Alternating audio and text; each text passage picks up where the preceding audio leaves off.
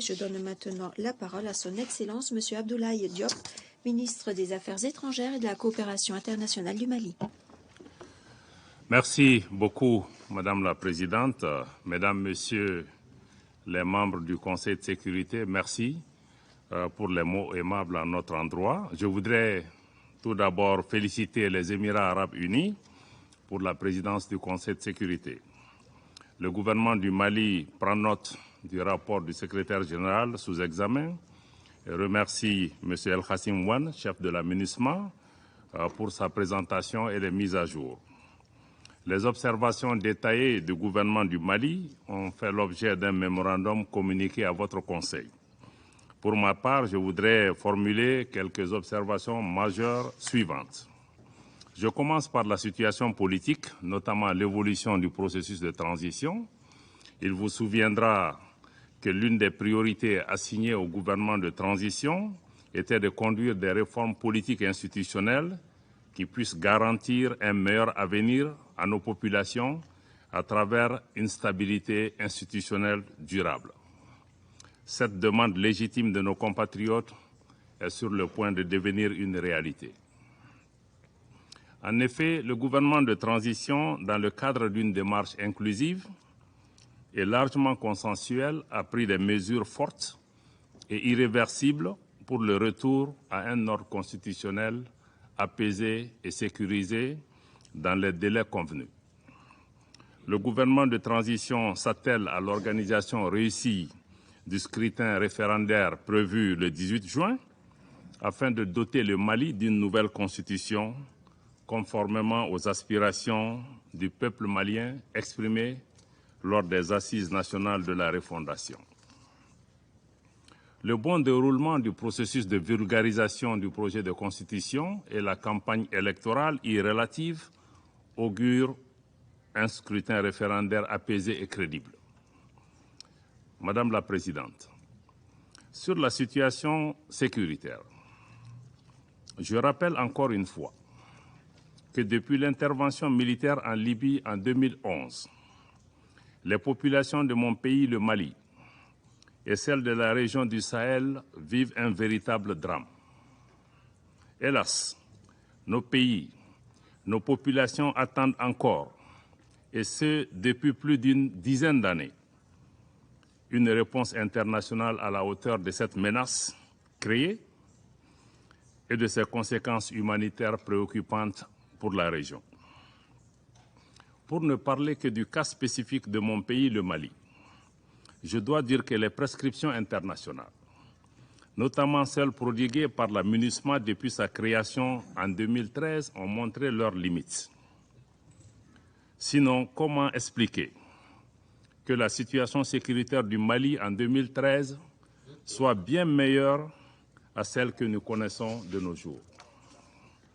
Le réalisme impose le constat de l'échec de la MINUSMA, dont le mandat ne répond pas aux défis sécuritaires.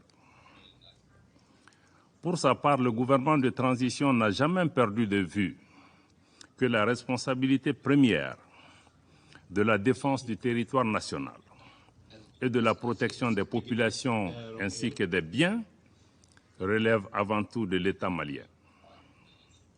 C'est la raison pour laquelle il a donné une place de choix au renforcement des capacités et à l'équipement des forces de défense et de sécurité maliennes, afin de leur permettre d'accomplir leur mission régalienne. Grâce à ce choix judicieux, nos forces continuent de remporter contre les groupes terroristes, les groupes armés terroristes, des victoires décisives, reconnues et appréciées par le peuple malien. Je sais que cette montée en puissance des forces de défense et de sécurité maliennes suscite beaucoup de commentaires, voire des campagnes hostiles de désinformation et de déstabilisation dont le Mali est malheureusement l'objet depuis 2021, y compris à travers l'instrumentalisation et la politisation de la question des droits de l'homme qui a été relevée autour de cette table. C'est l'occasion pour moi de répondre à certains commentaires et déclarations concernant le rapport du Haut Commissariat aux droits de l'homme sur les événements de Moura. Il était de notoriété publique que la ville de Moura et ses villages environnants étaient assiégés par des organisations terroristes depuis de nombreuses années. Pendant cette période, aucune force, pas même les forces internationales déployées, n'avait accès à cette localité, abandonnant ainsi les populations à leur triste sort. Je me demande au passage, où étaient en ce moment les voix qui s'élèvent aujourd'hui lorsque les terroristes infligeaient des traitements inhumains et dégradants à nos populations civiles sans défense, lapidaient les femmes, brûlaient les villages et les récoltes et emportaient du bétail, comme ce fut le cas à Ogosagou, à Sobanda, à Djalasagou, pour ne citer que cela. Aussi, sur la base de renseignements fiables et précis faisant état de la présence à Moura de principaux chefs terroristes pour collecter le fruit des rackets contre les populations, organiser et planifier des attaques d'envergure, les forces de défense et de sécurité du Mali ont pris la décision de mener une opération d'opportunité aéroterrestre à la hauteur de cette menace, afin de mettre un terme à la souffrance de nos populations. Les premières unités déployées par nos moyens aériens, tout comme les renforts, ont subi des tirs confirmant la présence terroriste. S'en sont suivis des affrontements autour et dans la ville de Moura, soldés par un bilan de 203 combattants terroristes neutralisés, une importante quantité d'armes et de munitions saisies, plus de 200 motos détruites et plusieurs présumés terroristes interpellés et mis à la disposition de la justice. Malheureusement, 8 de nos valeureux soldats sont également tombés au champ d'honneur pendant cette opération qui a permis de libérer les populations de Moura du joug des terroristes. À la suite d'allégations d'exactions, les autorités compétentes ont immédiatement ouvert des enquêtes. Un transport judiciaire a été effectué sur les lieux par une équipe composée des parquets de Mopti et de Bamako, d'enquêteurs de la gendarmerie nationale, de la police technique et scientifique et d'un médecin légiste. Les enquêtes continuent conformément aux procédures et aux délais en vigueur. Les conclusions de ces enquêtes seront rendues publiques. Le gouvernement rejette vigoureusement les conclusions hâtives du rapport biaisé du Haut Commissariat aux droits de l'homme. Nous voyons dans ce rapport orienté une volonté réelle de certains États d'instrumentaliser notre organisation commune pour nuire, voire punir le Mali pour ses choix souverains. Mieux, quel crédit peut-on accorder à un rapport qui tend désespérément à faire croire que les forces de défense et de sécurité ciblent des populations civiles qu'elles protègent conformément à leur mission? De plus, ce rapport comporte des images obtenues par l'usage, dit-on, de satellites, à l'insu des autorités nationales, ce qui constitue un cas clair d'espionnage. Nous devons être humbles et comprendre que personne n'aime le Mali plus que les Maliens, que personne n'aime les Maliens plus que les autorités maliennes. Le gouvernement n'est pas le seul à rejeter d'ailleurs ce rapport fictif.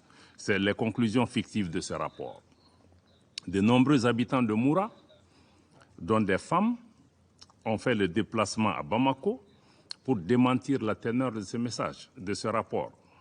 Les témoignages des habitants de Moura, documentés et largement disponibles, démentent clairement les accusations sans fondement contenues dans ce rapport et mieux, dénoncent les méthodes employées par les enquêteurs. Ces habitants ont témoigné que les forces maliennes n'ont ciblé que des terroristes. Dans la même dynamique, et dès les premières allégations formulées en avril 2022 par certains États et des organisations de défense des droits de l'homme, le président de l'association Tabital Poulakou avait catégoriquement rejeté des accusations portées à l'encontre des forces de défense et de sécurité maliennes, notamment les accusations de viol de femmes.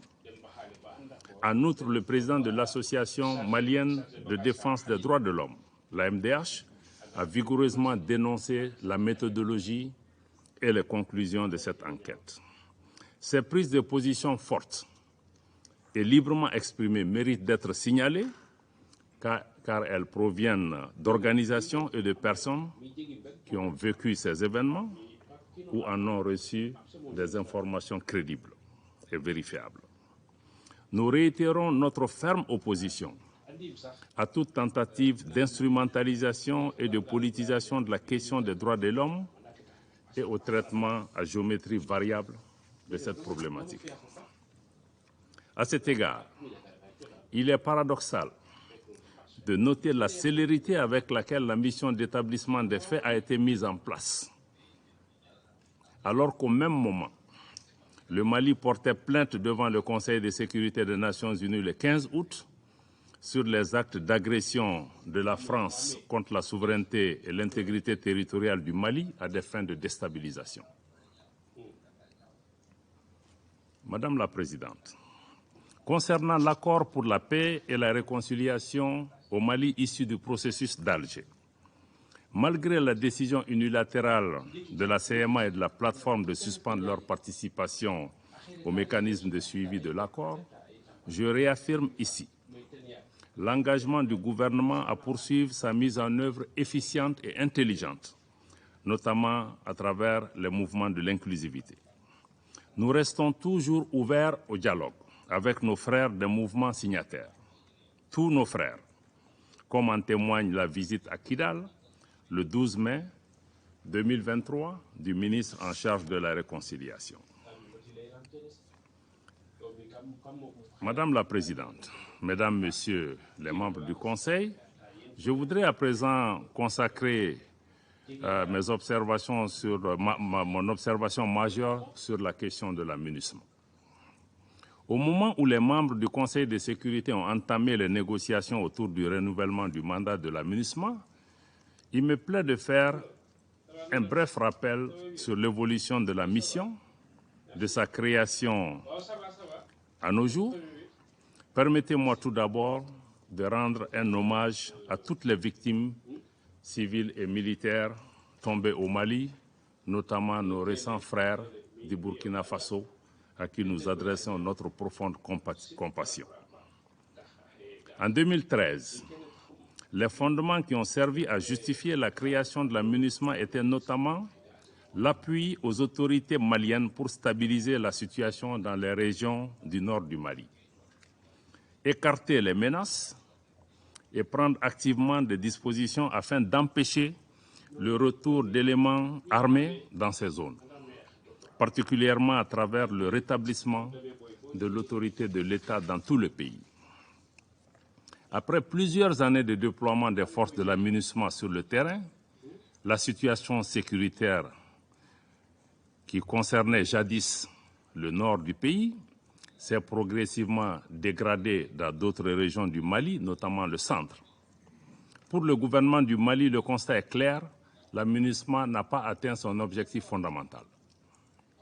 Aujourd'hui, les Maliens sont heureux de voir leurs forces de défense et de sécurité réaliser en toute autonomie les missions de sécurisation des personnes et des biens, de lutte contre la criminalité, le grand banditisme, la traite des personnes et le trafic de drogue, les missions d'escorte de véhicules de transport, la sécurisation des foires hebdomadaires dans les localités sensibles, ainsi que les missions de sécurisation des frontières grâce au renforcement de l'outil de défense, conformément à la vision de son Excellence le colonel Assimi Goïta, président de la transition, chef de l'État du Mali. Le Mali est parfaitement conscient que la lutte contre le terrorisme ne fait pas partie de la doctrine des opérations de maintien de la paix. Mais il avait toujours plaidé pour un changement de posture de la MINUSMA afin de lui permettre de s'acquitter convenablement de son mandat et d'asseoir des actions de soutien aux efforts du gouvernement. Le Mali a constamment coopéré avec les Nations Unies, et ce, en toute bonne foi. Dans cette approche constructive, nous nous sommes par exemple pleinement engagés avec le secrétariat général des Nations Unies dans le cadre de la revue interne de la MINUSMA afin de renforcer les capacités opérationnelles de la force onusienne dans la dynamique d'appuyer le Mali à se stabiliser. Je regrette de réaffirmer aujourd'hui que les options proposées par le secrétaire général dans son rapport sur l'examen interne de la MINUSMA ne répondent pas aux préoccupations et aux attentes maintes fois exprimées par le gouvernement et les populations du Mali. Nous n'avons d'autre choix que de parvenir aux conclusions objectives du bilan de 10 années de présence de la MINUSMA qui n'a pu apporter des réponses adéquates à la situation sécuritaire au Mali et dont les perspectives de maintien ne répondent pas aux impératifs de sécurité des Maliennes et des Maliens. Ni les propositions du secrétaire général, encore moins le projet de résolution en cours de négociation par les membres du Conseil, n'apportent de réponses appropriées aux attentes des Maliens. Ce projet de résolution, d'ailleurs, conforte la récusation de la France en tant que porte-plume, tant son contenu est hostile à l'égard de mon pays. Outre la dimension sécuritaire que nous assurons désormais par nos propres moyens, nous attendions légitimement de la MINUSMA qu'elle soit une mission d'assistance et de soutien aux efforts du gouvernement. Malheureusement, la MINUSMA semble devenir partie du problème en alimentant les tensions communautaires exacerbées par des allégations d'une extrême gravité et qui sont fortement préjudiciables à la paix, à la réconciliation et à la cohésion nationale du Mali. Cette situation engendre un sentiment de méfiance des populations à l'égard de la MINUSMA et une crise de confiance entre les autorités maliennes et la MINUSMA. Au regard de tout ce qui précède, le gouvernement du Mali demande le retrait sans délai de la MINUSMA. Cependant, le gouvernement est disposé à coopérer avec les Nations Unies dans cette perspective. Madame la Présidente, Mesdames et Messieurs les membres du Conseil, pour terminer, je tiens à exprimer la gratitude du gouvernement et du peuple malien à l'ensemble des partenaires, tant bilatéraux que multilatéraux, qui nous accompagnent dans la stabilisation des chantiers importants de refondation du Mali. Le gouvernement du Mali reste disposé à coopérer avec les partenaires qui respectent sa souveraineté, ses choix stratégiques et les intérêts vitaux des Maliens. Fidèle à notre tradition d'hospitalité, le Djatigia, le Mali demeure naturellement ouvert à tous les pays et à tous les peuples du monde. Je vous remercie de votre aimable attention. Je remercie Son Excellence, M. Diop, de sa déclaration.